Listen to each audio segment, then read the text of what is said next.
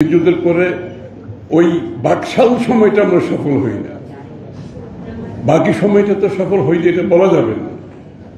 যখন জিয়াউর রহমান সাহেব দায়িত্ব দিলেন তখন যদি আমরা বলি আমরা সফল হইনি, এটা তো সঠিক হবে না। তখন তো বহুদলীয় গণতন্ত্রের মাধ্যমে বাংলাদেশে বড় ধরনের সংস্কারের মাধ্যমে শুধুমাত্র বহুদলীয় গণতন্ত্র না,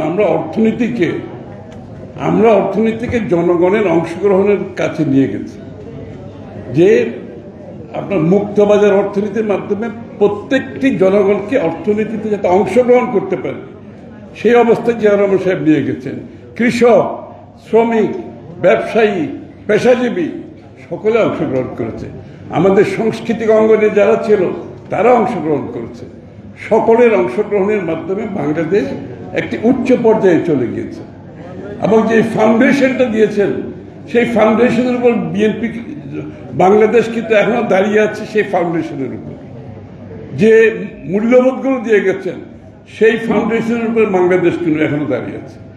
আমরা যদি বলি 91-তে আমরা বিফল হয়েছি, সত্যি না। 91-তে আমরা বাংলাদেশকে একটা সংসদীয় গণতন্ত্রে পরিণত করেছি। একটা বড় সংস্কার, কিন্তু এটা বাংলাদেশের জনগণের প্রতি সম্মান রেখে সবাই সংসদীয় বিএনপির কিন্তু প্রেসিডেন্সিয়াল ফর্মে কিন্তু রাষ্ট্র পরিচালনা করেছেন এর আগে জিয়াউর রহমান সাহেবের সময়, এবং তখনও কিন্তু পরিবর্তনের কোনো বিষয় ছিল না। কিন্তু সবার মধ্যে একটা ঐক্যমত হয়েছে আমাদের সংসদীয় গণতন্ত্র আমাদের জন্য বেশি প্রযোজ্য। সেটা আমরা 91 আমরা সবাই মিলে করেছি। এবং পরবর্তীতে অর্থনৈতিক যে বড় বড় সংস্কারগুলো হয়েছে 91 থেকে 96 পর্যন্ত অনেক বড় সংস্কার হয়েছে।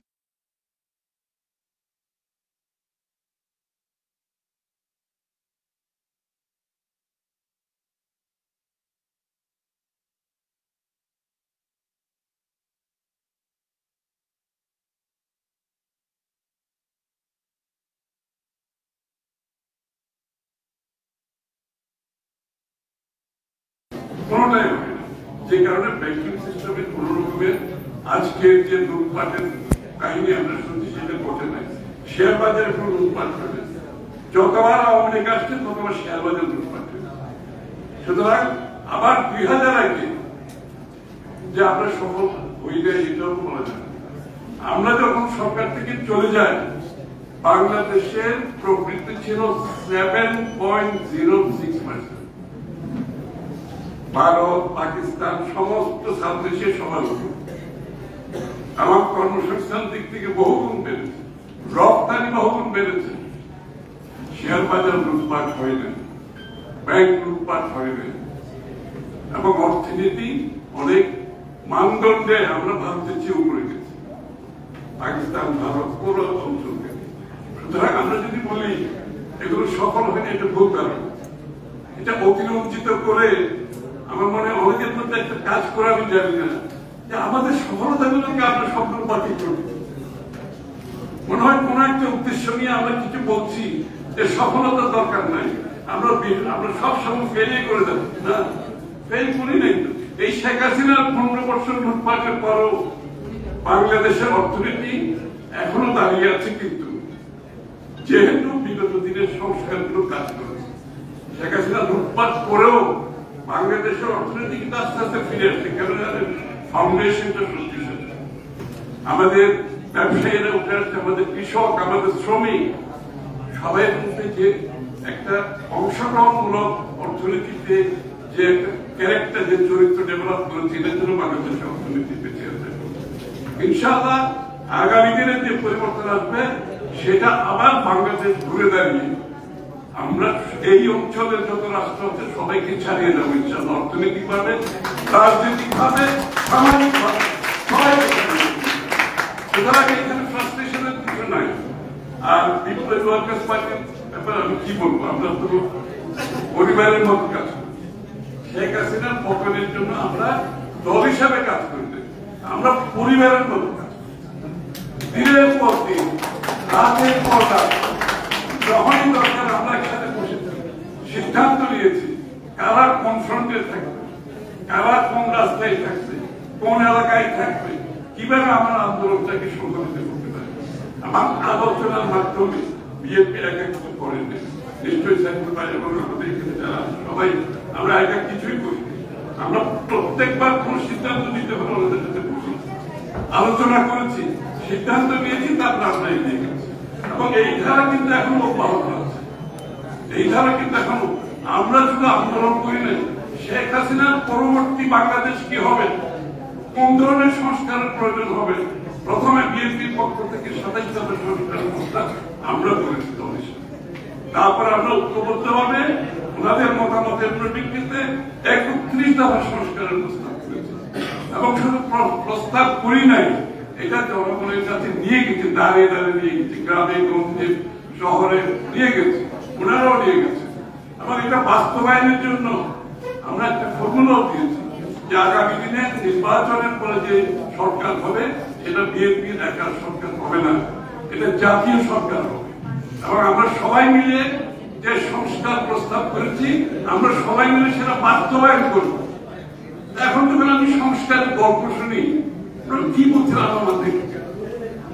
আমাদের 31 দফা সংস্কার আমরা তো ঐক্যবদ্ধভাবে করেছি, ঐক্যবদ্ধভাবে বাস্তবায়নের ঘোষণা দিয়েছি, জাতির কাছেও নিয়ে গেছি। তাও যদি এর মধ্যে এই মুহূর্তে আমি বলতে পারবো না, এই আলোচনা যেটা কখন চলছে আমরা বলতে পারবো না যে আমাদের 31 দফা কিন্তু মানতে হবে। আপনাদের না মানলে কিন্তু আমি এটা সই করবো না, আমি ওখানে করবো না, আমি যাবো না, আমরা সেটা করতে পারি না। আমাদেরকে জনগণের এই অথরিটি কোন দলকে দেয় না। আমরা শুধুমাত্র চেষ্টা করছি যে বিষয়গুলোতে ঐক্যমত হওয়া যায়। প্রত্যেকটি দলের একটা দর্শন আছে, ভাবনা আছে, চিন্তা আছে। কোনদিনও এক জায়গায় সব বিষয়ে আসবেন এটা সবাই বুঝি, এটা তো আমার বাকশাল হয়ে গেল। যারা সবকিছু পুশ করতে এক জায়গায় এসে জোর করে আনতে চাইবে, এটা তো বাকশালী চিন্তা। আমার দলের আমার নিচে আমার ভাবনা থাকতে হবে, প্রত্যেকটি দলের থাকতে হবে। এর উপর জোর করে আমি তো চাপাতে পারি। সাইফুল ভাইয়ের সাথে আমরা 31 দফায় ঐক্যমত হয়েছে, অন্য বিষয়ে ঐক্যমত নাও তো হতে পারে, নাও হতে পারে, সুতরাং অসুবিধা কিছু নাই।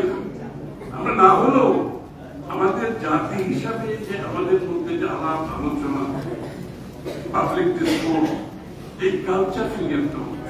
আমাদের মধ্যে সহনশীলতা থাকতে হবে, আমাদের মধ্যে পরস্পরের সম্মানবোধ থাকতে হবে। দ্বিমত পোষণ করেও আমরা একে অপরের সাথে সম্মানের সাথে চলতে শিখতে হবে। এটা শেখ হাসিনা 15 বছরের যে সংস্কৃতি ধ্বংস করে দিয়েছে, রাজনৈতিক সংস্কৃতি, গণতান্ত্রিক সংস্কৃতি, এটাকে ফিরিয়ে আনতে হবে। কোন সংস্কার যেটা বলতে পারে, কোন সংস্কার কাজ করবে না। 1000 সংস্কার করেন, বাংলাদেশের কোন ভবিষ্যৎ থাকে যদি আমাদের সহনশীল পরস্পর প্রতি সম্মানবোধ না রাখতে পারি, কোন সংস্কার এখানে কাজ করবে। এবং দ্বিমত থাকবে, আমরা বিভিন্ন বিষয়ে দ্বিমত থাকবে, সম্মানবোধ থাকবে না। এই জিনিসটা আমাদেরকে আনতে হবে। সবশেষে আমি একজন বলে বক্তব্য বলেছেন যে পরবর্তী বিপ্লব আন্দোলনের পরে শেখ হাসিনা পালিয়ে যাওয়ার পরে জাতীয় সরকারের জন্য একটা প্রস্তাব দিয়েছিল। আমি একটা কথা পরিষ্কার করছি, রাজনৈতিক দল ক্ষমতায় আসবে নির্বাচনের মাধ্যমে।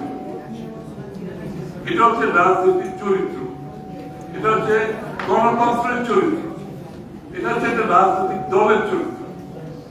আর যেটা ইন্টেরিয়াম সরকার থাকবে সবসময় একটা ইন্ডিপেন্ডেন্ট সরকার হতে হবে। কারণ আপনি সব রাজনৈতিক দলকে এখানে এনে কোন সরকার পরিচালনা করা যাবে। সবাই ভিন্ন মত, ভিন্ন পথ, ভিন্ন চিন্তা, এবং যারা এই সমস্ত আজগুলি চিন্তা করেন সেইটা রাজনীতিতে কোনোদিন হয় না। রাজনীতি যারা প্র্যাকটিস করে তারা এগুলো বুঝে, যারা প্র্যাকটিস করে না তাদের প্রতি এগুলো বোঝার কঠিন। সুতরাং অলওয়েজ আমরা আশা করবো এই সরকার একটা নিরপেক্ষ সরকার, এখনো থাকবে, নির্বাচনের সময় থাকবে।